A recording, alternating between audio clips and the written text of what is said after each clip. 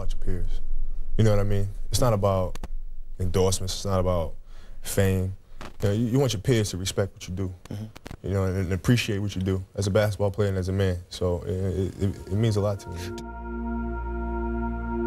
One of the things that I always used to do is get in my car and drive around the campus of UCLA.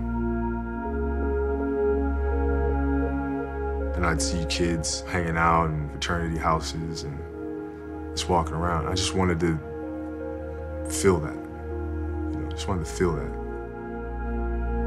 And then I'd even wonder, fuck, did I make the wrong choice, man? Did I fuck up? I could be going to college and laughing and hanging out with these kids, man, and having a good time and enjoying it. But no, here I am. You go to college, the way I looked at it, you go to college, you get a job. And I have a job sitting right here for me that's challenging. You get to compete against the best. And I couldn't pass on that. Do you tell young people not to go to college? You know, I tell them to follow their dreams. That's what I tell them. The struggle always seems to be of what is available to you now, as opposed to what's the right thing to do for years to come, right? And I think the easiest thing that we can do is just do what is right now, even if it may seem uncomfortable, even if it doesn't seem like it's publicly accepted. You got to do what's right. Listen, it's very simple. You have to dance beautifully in the box that you are comfortable dancing in. Right? So like everybody's box is different. My box was to be extremely ambitious within the sport of basketball. Your box is different than mine, right? Every kid here has their own box, but it doesn't mean that your box isn't as beautiful as mine, right? Everybody has their own. It's your job to try to perfect it and make it as beautiful of a canvas as you can make it. And if you have done that, then you have lived a successful life. You have lived with Mamba mentality. It seems very simple because, you know, when you have a situation and you're struggling or you're going through something, and then you step on a basketball court or you're faced with that, you know, with the fight or flight option, you have a choice to make, and to me, it's a very easy choice. I'm not going to fold. I'm not going to, you know, crawl up in the ball. I'm just not going to do that. So, you know, you can either let the situation continue to affect you, or you can win at something. So if you're struggling in this area, you don't want to struggle in this area too. You know, so you want to, you know, try to compartmentalize your emotions and focus on what you're doing at that moment in time. And you'll find that when you do that, it brings peace to other aspects of your life as well. I come back to America in the summertime, I'm playing in the summer league, and I don't score a point the whole summer. Not one point the entire summer? Not 1 point. Not a free throw, not a layup, not a steal, nothing. 0 points the whole summer. And I scored not a free throw, nothing, not a lucky shot, not a breakaway layup, 0 points. And I remember crying about it and being upset about it. And my father just gave me a hug and said, listen, whether you score 0 or score 60, I'm going to love you no matter what. And my father came up to me afterwards and gave me a hug and said, son, don't worry about it. We're going to love you if you score 0 or 50. Yeah. You know? And I just remember thinking, thank you. Wow. Now that is the most important thing that you can say to a child. Because from there, I was like, okay, that gives me all the confidence in the world to fail. I have the security there. But to hell with that, I'm scoring 60. Let's go. Right. And from there, I just went to work. And I stayed with it, and I kept practicing. You know, I look at this incredible career you've had, and you're still just, what, 23? Mm-hmm. Do you appreciate it at this young an age, or do you have to be a little bit older to step back and say, wow, what an unbelievable ride this has been. What an extraordinary opportunity and blessing I've had in my life. That's something that I do now, yes. It's something that I've been able to do at the end of last season, kind of step back and just enjoy the moment. And more so after September 11th. Not just the game of basketball, but just little things, just going to the store and, you know, or going to the movies or something like that. I've been able to kind of just sit back and just enjoy life and just enjoy the day at a time. Enjoy the moment. You know, that's really the most important thing, is enjoy the moment. And you know, that's why here at the Olympics I try to get out to as many events as I possibly can. You know, you understanding that These situations don't come around too often. And you're here. While you're here, you have to try to take advantage of it as much as possible.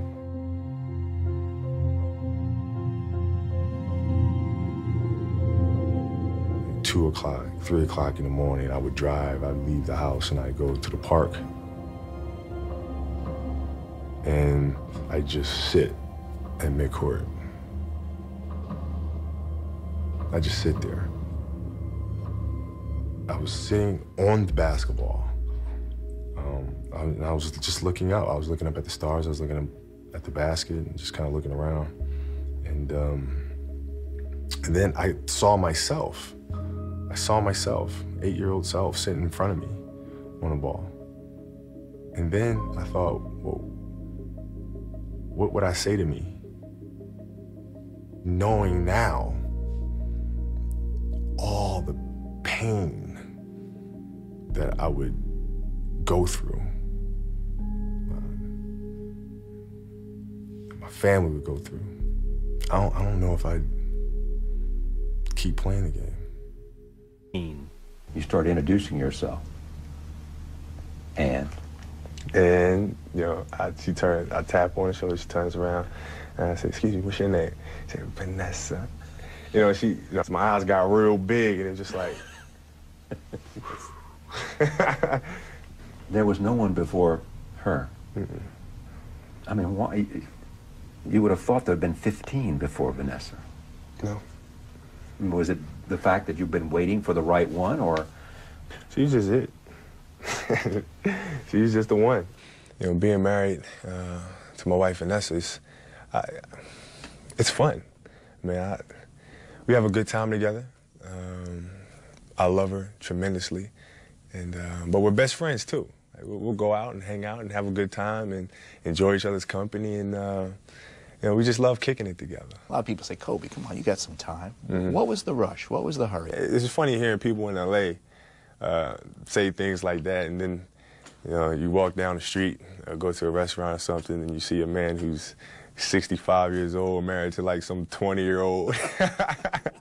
It's pretty funny, but no, for us, we looked at it like as a blessing, being fortunate because we were able to find a person that we're going to spend the rest of our lives with at a young age. You know, so this means we have many, many years to spend together. Going through this time made me ask a lot of questions, and really try to figure out what's important in life and what's you know, everything that I've kind of been holding as significant. You know, the championships and the endorsements, and maybe that's not the most important thing. Because I lost sight of what is the most important thing, and that's family. It's a man's job to protect your family. It's a man's job to look out for your family. It's a man's job to always be the anchor of stability for the family. And in that aspect, I failed miserably.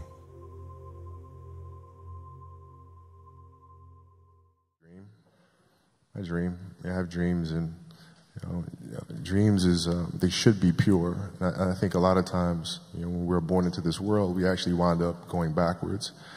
And it seems like the more we mature, the more responsible our dreams become, and the more governors we put on ourselves and our ability to dream and to reimagine. And it's always a fight for us parents and for you guys to make sure that your dreams always stay pure. And so it's not a matter of pushing beyond your limitations or expectations. It's really a matter of protecting your dreams, protecting your imagination. That's really the key. And when you do that, then the world just seems limitless. In the age that we live now, you see that a lot in content and entertainment. You see very strong, independent women in film. And our daughters will grow up understanding that they can be strong, they can be independent, they can be fierce, right? Because they don't know the other way. They see it, and it just becomes a part of them. It's like, okay, no, it's okay to be that. Right? And as a parent, that's what you want, because they don't listen to me. They don't. I mean, I'll sit there and I'll be like, hey, mija, you know, it's okay to have dreams, it's okay to go for it and all sort of stuff. And they're like, yeah, Dad, yeah, that's cool. Right? And then I'll take them to a Beyonce concert and we'll go in the back. I say, B, that was an amazing performance, like you killed it. She goes, well, yeah, I learned it from you. And I just look at my kids like, dude, she can listen, but you won't listen to me. You know, it's the curse of being a parent. Shaq said that he would sometimes see you practicing without a ball, like that crazy guy in Above the Rim. Who taught you to practice without a ball? Dude, you can't listen to half the hell the shit that Shaq says, man. I always practice with a ball. I love shooting too much. Of course I had a ball. I'm not doing that. Did last year at any point with you going through your first season not playing basketball? Never. Not once did you think about it? Never. Here's the thing, is for us athletes, it's really hard to transition from that, right? And I was really personal about it when I wrote Dear Basketball.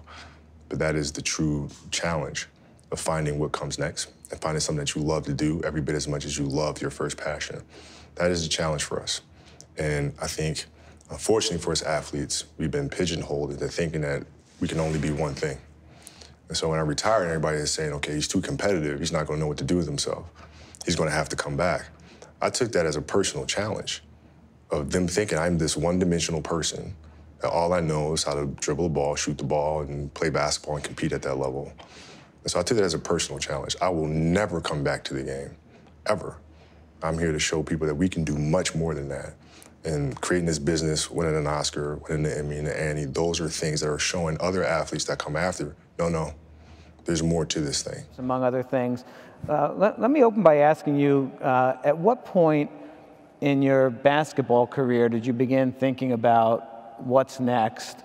And what were some of the factors that went into that? Well, I started thinking about it probably around the age of 20, 21. You know, it's understanding that basketball is not going to be there forever. So you kind of got to figure out, okay, what's going to happen then when that time comes. And the hardest part is trying to figure out what the passion is going to be. So I thought it was important to start at a very early age so you have the ability to try different things and see, okay, I like this, no, I don't like that, or I love this. And get a chance to try things out. And, you know, it took me about 15, 16 years to finally figure it out. But that's when I started. What was it like to be a teenager with a lot of money? It was cool. All this has made him one of the highest paid 22-year-olds in the world. Recently, he bought a new toy. I always wanted a Ferrari ever since I was a little kid. And it was kind of an opportunity to kind of splurge. You remember your first big expenditures? Nah, not really. I'm not really a big, I wasn't a big like, you know, I gotta get this car or whatever. I was just all about the game. The game just completely consumed me. That's all. That was my focus, 100% of the time. And the whole idea is that, you know, when I started playing the game, everything was about trying to be the best. Win as many championships as you can, yada yada yada yada. You get older, you start to understand that really it's about the next generation. That these championships do come and go, right? And there'll be other people that win championships. But the most important thing you can do is to pay everything that you've learned forward to the next generation to come. And that's truly how you create something that lasts forever. As you watch Shaq's number go up, there seemed to be a space for another jersey. Are you ready for that night? Yeah, I will be when it comes, yeah. I mean, it's crazy to me because I'm driving to the game that night, I'm going down the tunnel, and I'm like, man, we're retiring Shaqs Jersey tonight, but it was like, I swear it was yesterday. Like, I was just driving down this tunnel getting ready for, you know, a series against Sacramento with him in the locker room. I mean, it was just, where did the time go? It's crazy. Does that scare you a little bit? No, it's exciting, but at the same time, it's perplexing. You know what I mean? You're like, what the? We were just here yesterday. It's like, you know, had a dream. You know, like sometimes you lay down in bed and you visualize things, and you just kind of, that's at least how I would go to sleep. lay down, I'd imagine playing for the Lakers, and I would imagine what the uniforms look like. I would imagine where we'd be playing, and the smell of the arena and all this other stuff. And I would see myself, getting hot, and score 10 straight points. But in a dream, like, why would you ever interrupt that? Like, you're not going to have a dream and be like, okay, and then he misses his next 6. Like, it's not going to happen. So you just keep dreaming and dreaming and dreaming, and before I go to sleep, I'm like at 120 points, And so when you grow up, downloading that into your brain over and over and over, and then, that summer, I made 1,000 shots a day. 1,000, right? That's on top of weight training and my conditioning. I made 1,000 shots, and they weren't just shots. It were shots that you saw in that game. They were specific shots. I mean, it was coming out of the corner, going to the pinch post, footwork in the post, coming off the screen. It was very specific. So when you download that into your system and you go out in the court and you're just executing things that you've done thousands of times before, and you have that dream, then that becomes possible.